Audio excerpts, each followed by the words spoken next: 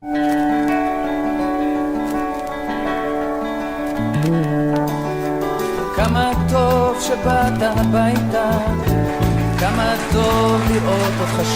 ont relevé le défi de l'Alia. Studio Kalita vous raconte leur histoire.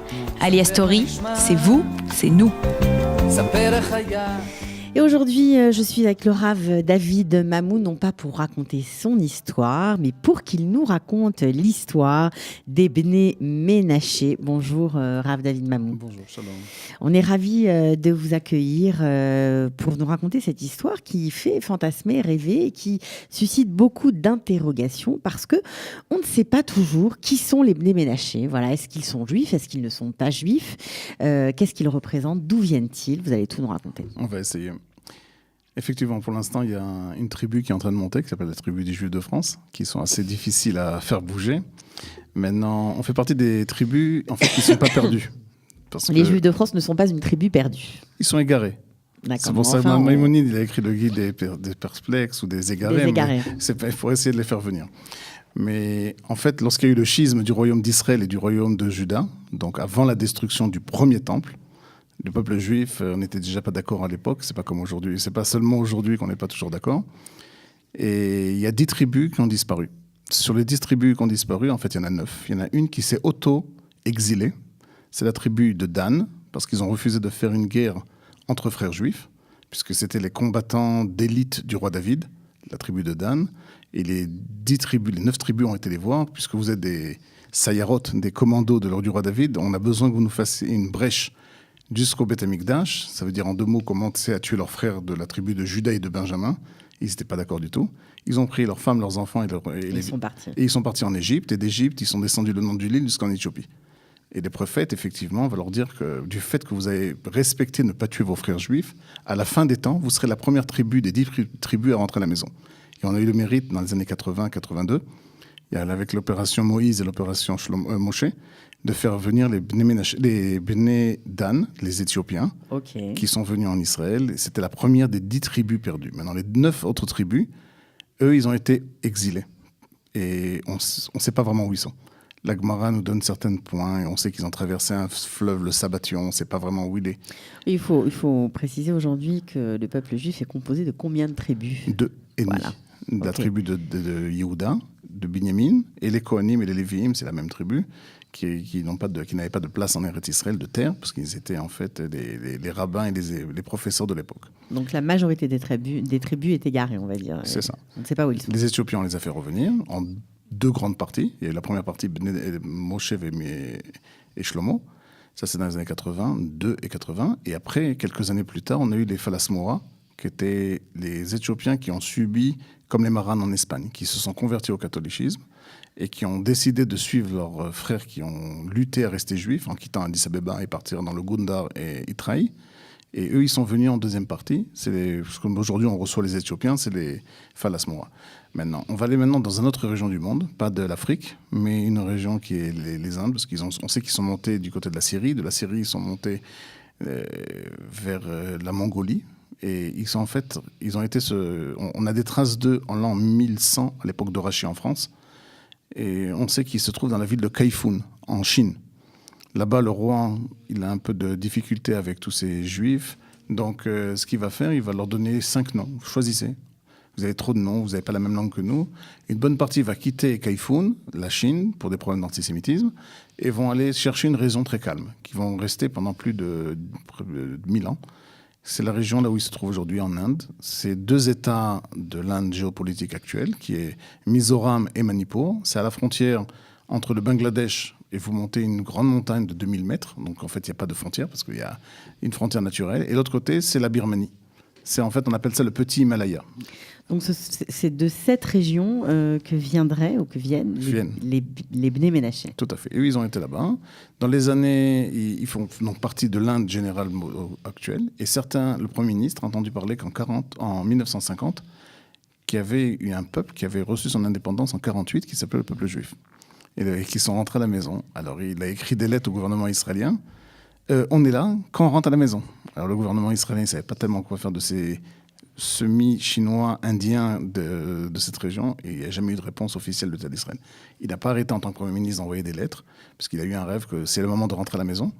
Et seulement dans les années 70, un rave de Merkaz Harav qui s'appelait le Rav Eliyahu Avichail, qui avait créé son association Amishav, qui recherchait les 10 tribus. Il a été voir le Rav Kook. Ouais, il a fait le tour des communautés juives d'Europe aussi. Tout à fait. Et il s'était occupé aussi, après la Shoah, avec sa femme, avec son association, de retrouver des enfants et tout. Donc on va dire qu'il a passé une bonne partie de sa vie, toute sa vie à rechercher les tribus perdues. Faire revenir les tribus perdues. Il a écrit des livres en français aussi, sur ça. Et donc, moi, j'étais un jeune enfant à cette époque. Et j'étais à la Yeshiva à Montreux. Et j'ai entendu parler du Rav Avichail. Et je trouvais ça, c'était à l'époque où Indiana Jones commençait à sortir dans les écrans. C'est pas une blague, c'est tout à fait ça.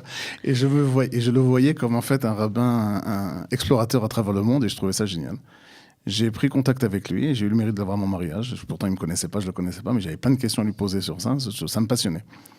Maintenant, cette passion, elle était sympathique, mais il y avait, même lui, il n'y a personne qui montait. Et bien des années plus tard, puisque je m'en allais en 84, donc là on est en 96, quand je reviens de ma shlichut de France, après Maïmou et Saunier, le grand rabbin d'Israël, le Rav Bakshi Doron, me nomme directeur des services de conversion de l'État d'Israël. Oui, alors ça, c'est vraiment un poste très important. Vous avez... Je ne savais pas ce que c'était à l'époque. Ok, mais vous avez été directeur des services de conversion de l'État d'Israël de 1996 à 2003. C'est ça. Cette année riche, dense, importante. Alors, moi, la première question que je me retrouve... C'est une très grosse responsabilité. La vérité, j'étais jeune, j'étais très enthousiaste. Je venais de France, j'avais 30 ans. Et maintenant, je comprends l'importance. À l'époque, je trouvais ça... Je me rappelle la première fois que j'avais dit à ma femme, j'ai eu la conversion, elle me dit, c'est ça ce que tu veux faire? On vient de quitter la France, tu vas t'occuper de conversion? Et je ne savais pas qu'en fait, j'allais rentrer en plein dans la Géoula. C'est-à-dire que ce n'est pas pour rien qu'il y a autant de convertis qui veulent venir aujourd'hui au peuple juif. Dans le monde entier, ça se réveille. Dans ma vie, j'ai converti pour la Rabbanut Harashit 30 000 personnes. Mais j'ai dû rencontrer des milliers de personnes que j'ai refusées aussi. Et c'était intéressant de voir pourquoi tout le monde veut se convertir aujourd'hui. Et tout le monde comprend qu'il se passe un renouveau. Comment un peuple qui a disparu 2000 ans et qui est resté en stand-by, c'est pour ça que j'appelle ça des galouteux comateux, que Kadosh Baruch Hu nous avait mis dans une sorte de léthargie pour nous protéger pendant ces 2000 ans, tout d'un coup se réveille. Et j'ai eu des demandes à travers le monde entier. Alors, qu'est-ce qui s'est passé pour vous lorsque vous êtes arrivé à la tête du service de conversion de l'État d'Israël par rapport au Rav Avichail? Non, le Rav Avichail, pour l'instant, il était encore... j'avais pas de contact encore avec lui. Et la première question que vous saviez ce qu'il faisait ou pas encore? Oui, bien sûr. Vous saviez? Moi, je l'avais déjà invité, même à Maïmoudi. Je l'avais invité, il a fait des conférences là-bas. Après, je l'avais invité à ma communauté. À l'époque, le Rav Khan de Contraste avait fait un contraste après les conférences qu'il avait données chez moi à Saunier. Sur les Bnei-Menachem. Non, sur les 10 tribus. Il avait fait un contraste à l'époque, en 94 ou 15, j'ai oublié. Le Rav Khan avait fait un travail là-dessus, l'avait interviewé. Et quand en 96, le Rav Bakshi, je me retrouve la première fois dans le bureau face à face, il m'explique qu'est-ce que je dois m'occuper des Russes, des Éthiopiens. Je dis, Rav, et qu'est-ce qui se passe des Bnei Menachem? Il me regarde comme ça, il me dit, qui c'est? Je dis, je sais pas, c'est vous le grand rabbin, c'est pas moi. Il me dit, je sais pas de quoi tu parles. Je dis, des 10 tribus. Il me dit, je sais pas de quoi tu parles. Alors, je dis, mais attendez, vous avez pas entendu parler de ça? Il me dit, bon, fais un rapport et envoie-moi un rapport. Alors, vous partez en Inde. Voilà. Alors là, d'abord, je prends contact avec le Rav Avichail. Oui, bien évidemment. Et encore, là, je reprends contact avec lui. Il était tout content de me voir à la tête de cette... Parce que lui, il essayait d'arriver au port du Beth Din et personne ne voulait le recevoir. Et je l'ai fait rentrer. D'abord, il m'a expliqué. On a eu des tas de contacts avec eux. On a commencé à les faire venir. À l'époque, ils étudiaient au Machon Meir. Une grande partie partait au Gush Katif. On a fait des mivtsaïm de les faire rentrer dans des yishuvim et les habitants du Gush Katif les ont reçus comme extraordinairement. Et on le faisait venir, comme ils n'étaient pas juifs, ils n'avaient pas le droit du retour, donc c'était très compliqué de les faire venir. Après, alors justement, c'est une question importante. Alors ils sont considérés comment les Bnei Menachem? Apparemment, on nous dit qu'ils ne sont pas juifs. Alors certains pensent qu'ils sont juifs. C'est une discussion. C'est quoi leur statut? Non, le Talmud déjà dans Sanhedrin pose déjà cette question. Qu'est-ce qui se passe des 10 tribus? Il y en a qui disent qu'ils vont venir et il y en a qui disent que pas du tout. Ce que la Gemara va donner comme conclusion, c'est qu'ils vont revenir au peuple juif, mais ils devront se convertir. Parce qu'on ne peut pas savoir ce qui s'est passé depuis 2700 ans. On les a perdus depuis 2700 ans. Qui me dit que toutes les femmes, pendant 2700 ans, étaient juives? Non, on ne sait pas. Donc, comme on ne sait pas, on est dans un safek, dans un doute. Donc, le Beth Din devra maintenant statuer. Maintenant, il y a deux approches. L'approche, lorsqu'une personne veut se convertir, est-ce qu'on doit l'approche, est-ce qu'on est prosélyte, ou on doit le repousser? Aujourd'hui, tout le monde sait en France la difficulté pour pouvoir se convertir. Alors, il y a une très grande différence que les grands rabbins d'Israël ont fait, et les poskim aussi, les décisionnaires, c'est lorsqu'une personne est considérée comme Zera Israël, c'est-à-dire descendant d'Israël, c'est-à-dire qu'il a son père, son grand-père juif. Donc, il a au moins quelqu'un de juif du côté Alors, de son d'après paternel. l'Halakha, il n'est pas juif, mais d'après son identité nationale, il est juif. Lorsque Ruth voulait se convertir, elle a donné deux dimensions. La première chose, elle a dit « ton peuple, c'est mon peuple », et après, « ton Dieu, c'est mon Dieu ». Donc il faut d'abord, pour le début d'une conversion, si quelqu'un va directement s'attacher à Kadosh Baruch Hu, à Dieu, ça paraît un peu bizarre, parce que la représentation, l'ambassadeur de Dieu sur terre, c'est l'homme Israël, c'est le peuple juif. Son ambassade, ça doit être le Beth Amikdash, et pas le kotel, le mur qui est les fondations du kotel, du Beth Amikdash. C'est beaucoup plus loin que ça. Donc c'est une dimension de découvrir d'abord le peuple juif. Cette personne, elle a déjà cette dimension, parce que son père est juif. Donc c'est comme si vous voulez quelqu'un qui appartient déjà au peuple juif, mais qui n'a pas d'obligation. Il a seulement les 7 mitzvot de Noach, et il n'a pas les 613 mitzvot des juifs. Donc les grands rabbins d'Israël, en fonction de différents poskim, surtout d'Afrique du Nord, et des 150 dernières années, ils ont décidé que dans les écoles de conversion d'État d'Israël, toute personne qui est Zera Israël, automatiquement, on fait tout pour le rapprocher à nous. Quelqu'un qui n'est pas Zera Israël, si vous avez quelqu'un qui veut venir de l'extérieur, c'est pas qu'on refuse. On n'est pas obligé d'être prosélyte, on va dire. Tout à fait. Alors maintenant, ce travail-là, ça m'a mis 7 ans à définir qui ils sont. En mois de ça, de leur Torah. C'est ça, parce que quel est leur statut? Comment savoir s'ils sont Zera Israël ou pas? Alors, pour ça, j'ai un travail de 7 ans que j'ai fait, que le Rav Amar, j'ai commencé avec le Rav Bakshi de Rome. Des recherches, ça veut dire, quand vous parlez d'un travail, vous avez recherché leur origine, récolté des preuves. C'est ça. Alors maintenant, il faut savoir qu'en Israël, il y a deux grands rabbins d'Israël, Sfarad et Ashkenaz. Tous les 5 ans, ils changent leur rôle. C'est-à-dire que les 5 premières années, par le rabbin Sfarad, il est responsable des conversions, et le rabbin Ashkenaz de la cache-route. Après 5 ans, il y a un changement. Donc j'ai commencé avec le Rav Bakshi, le Rav Lao et le Rav Amar, qui lui a décidé, après ce travail-là, on a été avec des dayanim, on a été là-bas sur place, on a interviewé des tas de personnes, on a réussi à avoir des preuves du Vatican.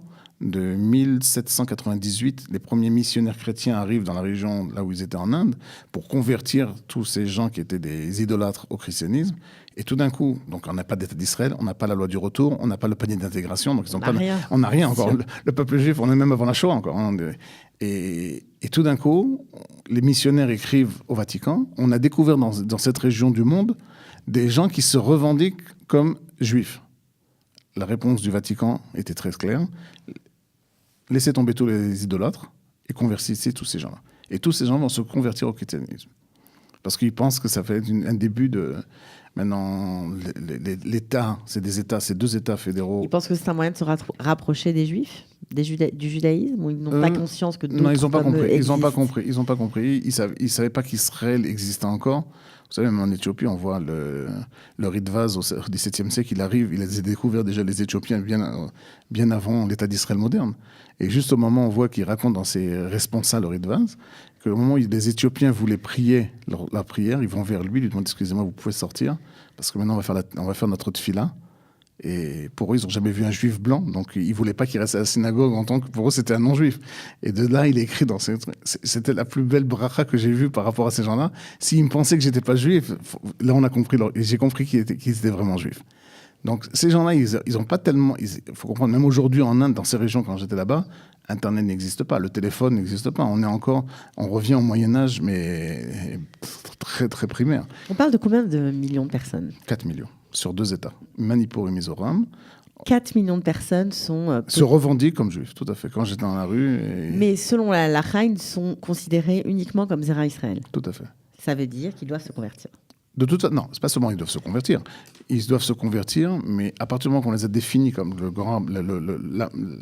grands rabbins d'Israël, parce qu'il faut comprendre, la Moatzat Rabbin Tarashit, c'était pas seulement le grand rabbin, c'est pas seulement une personne. Il y a des décisions qu'on prend à l'état national. On prend le grand rabbin de Jérusalem, le grand rabbin de Haïfa, le grand rabbin de Beersheva, les avot Bate Adin, les présidents de chaque tribunal, et il y a des réunions avec les 2 grands rabbins d'Israël. Et c'est eux qui ont décidé, après ces recherches anthropologiques, ilkhatiques, de savoir. Moi, par exemple, quand j'allais là-bas, j'ai posé la question au Bangladesh. Je jouais le touriste français. Au Bangladesh. Oui, parce qu'il fallait on passait de Mumbai jusqu'au Bangladesh, et de là-bas, on montait avec des petits avions. Il faut comprendre, dans les avions, vous avez des chefs qui s'assoient à côté de vous. C'est pas une blague. C'est pas du tout On a du mal à imaginer, mais on vous croit sur parole. Et quand on était là-bas, après, même pour aller de ville en ville, sur la carte, ça paraît tellement proche. Des fois, j'ai mis 8 heures de voiture. On avait des ravins de 1000 mètres de chute sans barrière de protection pour les voitures. On est vraiment dans... J'imagine que tous les jeunes Israéliens, après l'armée, qui vont faire leur voyage en Inde, ils savent de quoi je parle. Ouais. Donc, on a été là-bas, et je pose la question aux hindous. Je vais aller faire du tourisme là-bas en tant que bon Français, pas en tant que Rav, pas en tant qu'Israélien. Ils m'ont regardé, mais pourquoi vous allez là-bas? C'est des gens pour eux, c'est des tmeim, c'est des gens impurs. C'est-à-dire que c'est intéressant de voir que même au sein de l'Inde, ils sont considérés comme différents. Tout à fait différents. Par exemple, pour toute personne qui a été à Bombay, il a vu l'Avodah Zarah, l'idolâtrie partout. Même vous avez dans le duty free, vous pouvez acheter des offrandes d'Avodah Zarah, d'idolâtrie. Vous allez là-bas, vous n'avez pas un seul endroit d'Avodah Zarah. C'est complètement banni. C'est tous des personnes qui croient en un Dieu unique. Ça doit être assez saisissant. Est-ce que votre plus beau souvenir de ce voyage, enfin de ces voyages? Je vais vous dire, ça c'était un voyage, peut-être on arrivera à trouver la photo. J'arrive dans une ville qui s'appelle Sipir. J'ai quitté Shabbat, on était dans la capitale, à Aizawl, et on nous avait invités dans différentes synagogues, mais il faut comprendre, la capitale, il y a une dénivellation peut-être je n'ai pas la carte, mais pour moi, en tant qu'être humain, c'était peut-être de 300-400 mètres. C'était énorme, on n'a pas arrêté de marcher. Monter, descendre, toute la ville, c'était comme ça. Et j'ai été chez le Premier ministre, qui nous avait reçus, et j'ai demandé il n'y avait pas de voiture de location, il n'y a pas d'hôtel, c'est des pays il n'y a pas de tourisme. J'ai demandé, est-ce que je peux avoir une voiture 4x4 ? J'ai envie de me promener. Il me dit, il n'y a pas de problème, prends ma voiture. Je te passe mon chauffeur et tu pars avec la voiture. Alors il me dit, où tu veux aller ? Alors, quand on était reçu à la capitale, on est toujours reçu en tant que délégation israélienne envoyée par le Grand Rabbin d'Israël. On a été reçu par des officiels.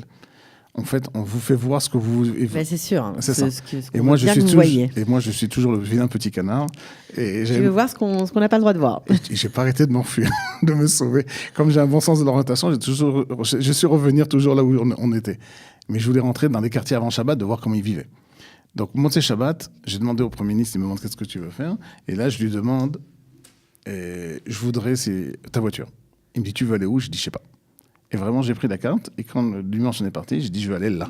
Il y avait une ville qui s'appelait Sipir. Et pour moi, Sipir, ça faisait partie des noms, le saphir, un des pierres du Kohen Gadol. J'ai aimé cette ville, je dis, je vais là. Je ne sais même pas où j'allais.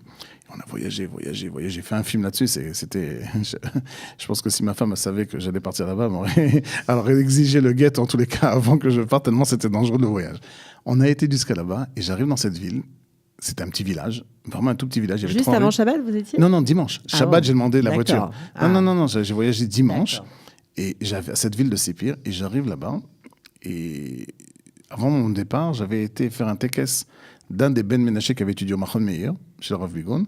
Et je l'avais rempli comme il n'avait pas de famille. Donc j'avais été à son tekes pour lui apporter des gâteaux et lui dire Mazel Tov qu'il était rentré dans l'unité de Golani. Et j'avais fait des photos. Il n'y avait pas des photos à l'époque, comme aujourd'hui, c'était des photos sur papier. Et j'ai voyagé là-bas, et je suis tombé dans la ville où, en fait, il y avait sa grand-mère. Elle me dit, est-ce que tu connais Alembi ? Alors, Alembi, il y en a beaucoup, et j'ai dit, j'en connais un, et tout d'un coup, elle a découvert que c'était son petit-fils. Elle s'est mise à pleurer. C'est extraordinaire. C'était vraiment... Et j'étais à l'autre bout de la planète. Et vous lui avez montré les photos ? Tout à fait. Alors, elle s'est mise à pleurer. Elle me dit, est-ce que tu connais Tzion ? Ils ne savent pas, Jérusalem, ils ne connaissent pas. Ils connaissent la vie de Tzion. Ils rêvent toujours de Tzion. Alors je dis, je travaille à Jérusalem. Elle me regarde, tous les jours tu vas à Jérusalem ? Je dis, oui, on a une ville. Là, aujourd'hui, on vous parle directement en ligne de Jérusalem. Alors là, il faut voir la photo de la femme. Elle se regarde comme ça avec son village. Je t'en prie, raconte-moi comment c'est le Beth Amikdash. Ouais. J'ai souvent entendu des histoires comme ça. Alors, également de la part des Éthiopiens qui pensaient que le Beth Amikdash était toujours, elle a quitté, toujours là. Puisqu'ils ont quitté le temple, ils ont quitté le peuple juif avant la destruction. Alors, je regarde le Rav Ben-Dan, qui est aujourd'hui ministre de la Défense. À l'époque, il était le Mankal Batadin, le directeur des tribunaux rabbiniques. Moi, j'étais son sgan. Alors, je le regarde, et on s'est regardés tous les deux. Et je ne voulais pas lui annoncer la destruction du premier temple, parce que j'avais peur qu'elle nous fasse un arrêt cardiaque. On n'avait pas de défibrillateur. Et deuxièmement, il va aller lui expliquer le premier temple. Deuxième temple, l'Inquisition, la Shoah. Qu'est-ce que vous avez dit ? J'ai dit, que le Kadosh Baruch Hu, il vous donne la santé et la vie de retrouver votre petit-fils en Israël, quand vous serez là-bas, je vous apporterai à Har Moria, sur le mont Moria, sans préciser qu'est-ce qu'il y avait actuellement là-bas. Est-ce que c'est l'esplanade des mosquées? Est-ce que c'est l'esplanade du temple? Tous les problèmes géopolitiques, quand on arrivera ici, on discutera de ça. Donc, combien de Bnei Ménaché sont arrivés en Israël? D'Inde. De cette région sont arrivés à peu près... Moi, à mon époque, je les faisais monter 100 par an. Pas plus, parce que je n'avais pas d'autorisation du gouvernement plus que ça. À l'époque, j'ai essayé un peu plus, mais la chorma, l'intelligence, c'est pas de les faire venir, c'est de les intégrer. C'est comme les Juifs de France. C'est bien beau d'arriver jusqu'ici, mais qu'est-ce qui se passe après? Donc, comme en plus, à l'époque, ils n'avaient pas le droit à la loi du retour, donc on devait trouver des personnes qui leur payent le billet d'avion. Pour eux, c'était... Un billet d'avion, c'est plus de 10 ans de travail. Donc, c'était assez difficile. On a fait venir à peu près dans les 3000 Ménachés en Israël depuis les 20 dernières années. Baruch Hashem, il y a eu beaucoup de mariages mixtes positifs, c'est-à-dire avec des Israéliens. Beaucoup d'Israéliens se sont mariés avec des Ménachés. Une partie était dans le Gush Katif, une autre partie dans le Shomron. Il y en a beaucoup aussi à Kiryat Arba et dans la région. Le dernier voyage de Reuven Rivlin, ça a boosté un peu en Inde. Il y a des liens assez forts. Pas sur ça du tout. Pas sur ce dossier. C'était juste économique, mais pas sur ça. Non, c'est pas seulement ça. Même notre dernier voyage, on a dû partir en catastrophe. Pourquoi? Parce qu'il y a eu des problèmes en Inde qui n'étaient pas rapport avec nous, avec le Cachemire, avec le problème entre les musulmans et les bouddhistes. Et l'Inde voulait un silence radio total. Tout à fait. Donc, ils ont su qu'on était là-bas, ils nous ont demandé de quitter. Et la dernière expédition, en fait, a été arrêtée en plein milieu. Le deuxième problème qu'on avait là-bas aussi, c'est un des voyages que j'ai voyagé avec le Rav Ben-Dan, avec moi, c'est pour ça que je l'ai pris.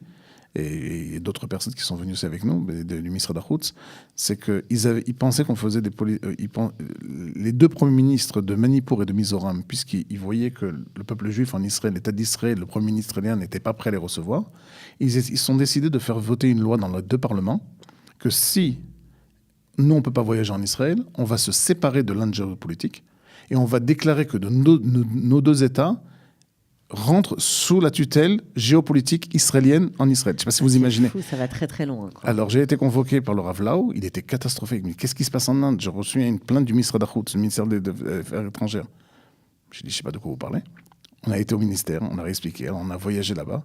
Et une des choses que j'avais dit au Premier ministre qui était là-bas, je dis, vous savez, Akadosh Baruch Hu nous a donné une terre qui est la terre d'Israël, qui est la Gdusha d'Eretz Israël. J'ai essayé de lui expliquer c'est quoi la Gdusha de Avraham Avinu et la Gdusha de Yeshua Binu. Et j'expliquais que votre terre ne fait pas partie de la Gdusha, de la sainteté d'Eretz Israël. Je dis, vous savez, il y a tellement de juifs à travers le monde. J'ai montré que moi, je venais d'une 12 galoute de France qui s'appelait Paris. Et beaucoup de gens voudraient bien décider que le 19e, la mairie du 19e soit une partie de la mairie de Jérusalem. Mais c'est pas possible. Donc, si vous voulez monter, on est intéressé par vous. Mais vous comprenez, la Géoula, ça met 2700 ans. Alors, on peut pas tout faire Je suis pas un Moshe, il a tout fait une soirée. Alors, on pourrait parler encore longtemps de cette belle histoire de conversion, on va dire, de cette branche, cette tribu perdue qui est arrivée en Israël, où vous avez participé à leur arrivée. C'est assez... vous avez vécu des moments historiques, on va dire. Franchement, on peut pas dire les choses autrement, les décrire autrement. Il y en a d'autres aussi, au Pérou notamment. Alors là, c'est autre chose complètement. Ce sont des gens qui ont cherché Dieu, un peu comme Avraham Avinu. Voilà, et qui sont arrivés en Israël et qui ont passé plusieurs étapes. Alors, vous pouvez nous raconter brièvement, parce que le temps qui nous est imparti touche à sa fin, mais on voit arriver des communautés entières, des Mexicains, des Péruviens, des gens qui n'étaient pas du tout juifs, ni de père ni de mère, mais qui se convertissent. Les deux, aussi bien au Mexique qu'au Pérou, ça a commencé par des curés et des archevêques qui ont commencé à étudier et qui ont posé des questions sur les dogmes de l'Église catholique. Et comment ils n'ont pas trouvé de réponse? C'est un travail au Pérou, c'était sur plus de 40 ans. Ça a commencé. Et cette personne-là, donc, a recherché, elle n'a pas trouvé de réponse. Elle a décidé. C'est un archevêque, je crois. Tout à fait, de la ville de Cajamarca. C'est comme les Alpes, c'est la cordillère des Andes péruviennes, qui est des endroits qui est aussi beau que la région d'Avoriaz et toutes ces Alpes, c'est des régions magnifiques. Et lorsqu'on arrive, je suis arrivé là-bas, on voit l'ancienne église où il était, et juste en face, il a créé en fait sa synagogue, parce qu'en fait, il a commencé à être catholique, après il est devenu protestant, après il est devenu très rapidement évangélique, et là, il a dit, il faut que j'aille à la source. Aller à la source, ça veut dire descendre. Aujourd'hui, en avion, on mettait 1 heure, parce que c'est aussi des déviations de Cordillère des Andes de plus de 3000 mètres d'altitude. Et il est arrivé à la communauté de Lima. Il arrive chez le Rav Krauss, qui était le grand rabbin de Lima. Et le grand rabbin, il voit un curé débarquer chez lui. Il a dit, excusez-moi, j'ai tellement de travail à toi. Il n'a pas voulu s'occuper de lui. Et il a tenu coup. Et dans la ville de Lima, comme dans toute l'Amérique latine, la synagogue, c'est la macolette, c'est le supermarché. C'est aussi le mikvé, c'est aussi l'école juive et c'est aussi l'agent juif. C'est-à-dire il met tout dans le même bâtiment. C'est pour ça qu'on a eu l'attentat. En fait, il y a eu tellement de. C'est comme ça, tout est centralisé. C'est pas comme chez nous en Europe. Chez nous, pour les anciens galoutos de France, on a des quartiers, on a des différentes choses un peu partout. Là-bas, tout est centralisé. Donc il est passé, il a trouvé des livres en espagnol de Torah et il a voulu les acheter. Alors le libraire appelle le grand rabbin. Ils étaient déjà poussiéreux parce que personne dans la ville de Lima était intéressé, les Juifs, à lire ces livres de Torah. Il a dit, il y a un curé qui veut acheter des livres en hébreu. Alors, c'était en espagnol, mais c'est sur les lois de Shabbat, les lois de la Nida, la pureté familiale, les lois de... Il a acheté, il a commencé à lire. Et après, quand il est parti, il a commencé à décider de devenir juif. Et ça a été un travail qui a été refusé pendant plus de 5 ans. Et au bout de 5 ans, qu'il lui a fait le siège de sa synagogue à Lima, il avait pris contact à l'époque avec le Rav Mordechai Eliyahu Zichrono, qui était grand rabbin d'Israël, et il lui a demandé... Le Rav Mordechai Eliyahu, il a dit, excuse-moi, ça ne m'intéresse pas du tout. Il a laissé encore pendant 3 ans. Donc, on a 5 ans le Rav Krauss, 3 ans le Rav... Ça fait 8 ans. 8 ans. Et après tout ça, il s'est retrouvé qu'ils ont envoyé quand même des dayanim voir qu'est-ce qui se passe sur place. Parce que et les dayanim... Ça commençait à prendre des proportions inquiétantes. Et on a été... Donc, la première alia est montée à Elon Moré. La deuxième alia est montée à Tapouar. Ça, c'était dans les années... Très simple. C'était en 92, 94. Et moi, j'ai été nommé en 96, non, 89, 10 ans avant. Et en 2000, il y a eu un attentat. Un des personnes de Bnei Menaché qui était chauffeur de bus des enfants, il avait distribué les enfants dans les écoles dans la région de Elon Moré. Et en rentrant à la Moatza, il s'est fait tirer dessus, à Framalon, au Kalachnikov. Et il s'est retrouvé jusqu'à aujourd'hui, encore la balle dans le poumon. Et il était pendant 3 mois dans le coma. Et lorsqu'il s'est réveillé après 3 mois à l'hôpital à Hadassah Hatzofim, le Rav, là-haut, avec le président de l'époque, c'était le... Ils sont venus le convertir. Non, Weizmann était venu pour lui souhaiter une bonne santé. Et là, le Rav Lo m'appelle, mais qui c'est cette personne? Je dis, c'est un Inca avec des péotes de 90 cm, si tu veux. Je dis, Rav, je ne sais pas de qui vous parlez. Il me dit, viens tout de suite, le président me demande qui il est. Et dès qu'il a commencé à parler, il a demandé, ça va, est-ce que tu veux quelque chose? Il a dit, pourquoi vous avez laissé mes frères? Ça fait 12 ans qu'on vous attend. Et personne ne savait de quoi il parlait. Ouais. Alors, moi, je quitte le Bétadine en urgence. Je retrouve le Rav Lo et le président de Weizmann à l'hôpital. Et je certifie au Rav Lo que je n'ai jamais rencontré cette personne. Il me dit, bon, il faut me donner quelque chose, j'ai besoin de ça. Renseigne-toi qui il est. Je commence à parler avec lui. Qui vous êtes? D'où vous venez? Il me donne des noms des dayanim que je connaissais, qui étaient déjà à la retraite. Il devait être vers 2h de l'après-midi. Et là, je prends la voiture. Ce Dayan, il était Av Beddin de Haïfa. Donc, je monte à Haïfa chez le Av Beddin. Et il me raconte tout d'un coup une histoire. Vous ne ménagez pas vos efforts pour le peuple juif, même, je vois. En Israël, ça va. Quand il faut aller chercher en Guadeloupe, ou les chercher à Paris, ou à Béziers, ou à Nantes, c'est un peu plus difficile. Donc, je passe là-bas, il m'explique. Et je découvre dans sa cuisine tous les dossiers qui n'avaient jamais été informatisé de la rabbanoute, parce que quand il est revenu avec tous les dossiers, c'était le changement des grands rabbins d'Israël et personne n'avait envie de s'occuper de conversion. Donc des gens qui n'ont jamais été pris en compte, on va dire, et qui grâce à un attentat, attentat c'est toujours la même chose. Vous savez que lorsqu'on essaye de tuer les Juifs en Eretz Israël, la meilleure façon la réponse juive, c'est pas Chas v'Shalom de venir et tuer l'ennemi, c'est là où on va enlever la vie, on met de la vie. Ils ont voulu tuer un Juif, un Inca qui s'est converti au judaïsme, et grâce entre guillemets à cet attentat, des centaines d'Incas sont aujourd'hui en Eretz Israël et sont montés après lui. Oui, des Péruviens, mais des Mexicains aussi, c'est même ça. Histoire, avec des familles entières qui se convertissent parce qu'ils ont cherché Dieu un peu. Ils sont passés par toutes les étapes. Ils sont devenus catholiques, puis évangéliques, et puis ils ont considéré que c'était le judaïsme la source maintenant, de tout, et ils sont pratiquants en Israël convertis, c'est incroyable. Tout à fait. Maintenant, il y a on parle maintenant de dizaines et des centaines de milliers de personnes qui étaient des maranes, qui se trouvent aujourd'hui au Mexique, pas au Mexique, en Brésil, près de la ville de Brasilia, ou en Espagne, et on est en Massaromatan, en discussion avec eux, parce qu'eux, ils ne veulent pas se convertir. Ils disent, nous sommes des anciens juifs, puisque nous avons été convertis de force au catholicisme, on a gardé certains minagim, certaines coutumes juives, on veut pas se convertir. Et on veut être reconnu par la rabbanoute comme juif. Noachim. C'est ça. Et là, on ne parle pas de dizaines, parce que là, je parle des Bnei Ménaché, non, pas les Bnei Ménaché, les Péruviens, on parle de centaines de personnes qui sont arrivées, mais là, on parle de milliers de personnes.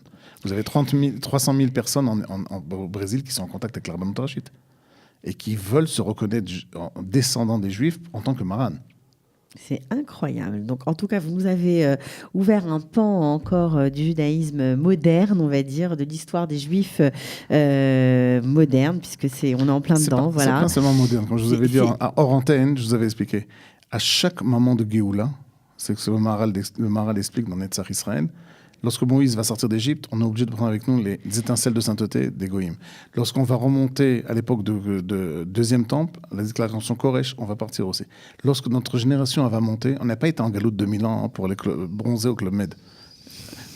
C'est qu'on doit prendre avec nous les étincelles de Gdoucha avant le moment du monde. Et une des choses qu'il y avait eu un moment à l'époque à Jérusalem, pas loin d'ici, là où on se trouve, on n'est pas loin de la mairie de Jérusalem, il y avait une personne que je n'avais pas convertie, qui avait été repoussée au Beth Adi, mais pas repoussée parce qu'il n'était pas encore prêt. Et il y a eu un attentat, il était dans le bus, il était à côté de Mirabel, et il a eu des tympans déchirés. Et j'étais parce qu'ils ont retrouvé ma carte sur lui, il a parlé pareil, ils m'ont appelé, donc je vais le voir à l'hôpital. Et il était interviewé par un journaliste israélien, il a dit heureusement que j'étais refusé au Beth Din. Il dit pourquoi heureusement? Il a dit parce que si j'étais juif déjà, quand je il m'aurait tué comme les gens de l'autre. Mais puisque je voulais être enterré en tant que juif, tant que le Bedin n'avait pas fini ma conversion, parce que c'est le seul bureau, quand j'avais été nommé directeur de la conversion, j'ai dit je suis le seul des départements de la Rabbanout qui devra fermer ses portes lorsque le Mashiach va être nommé, parce qu'on ne reçoit plus rien à faire. on va se retrouver bientôt tous au chômage technique. Donc effectivement, il y a une course contre la montre de pouvoir rentrer dans le peuple juif avant la Géoula finale. Et ces convertis font partie intégrante, d'après le Maharal, de la Géoula. Et on est en plein dedans. Alors, si nous sommes en plein dedans, eh ben, on va se quitter comme ça sur ces paroles prophétiques, on va dire. Voilà, tout le monde le dit que nous sommes en pleine Géoula. Oui, mais il y a beaucoup de Juifs de France qui sont complètement égarés, qui ont oublié. Qui n'ont pas compris. Qui n'ont pas compris que le train il est déjà parti et qu'il faut leur courir après. Pour l'instant, ils ont l'impression qu'ils peuvent encore rester, gagner encore 1 an, 2 ans. Ils n'ont pas compris que. On essaie pourtant de leur dire, mais bon. C'est notre rôle. Avec amour et avec patience. Comme l'éducation avec un enfant, c'est pareil. Merci beaucoup en tout cas. Rav Mamou, merci pour ce moment passionnant. Nous avons parlé des Bnei Ménaché, des Juifs en Inde, au Pérou et puis bien sûr au Mexique qui se convertissent, qui reviennent en Israël vivre en tant que Juifs. Voilà, une belle histoire en tout cas. À bientôt Rav Mamou. Ciao.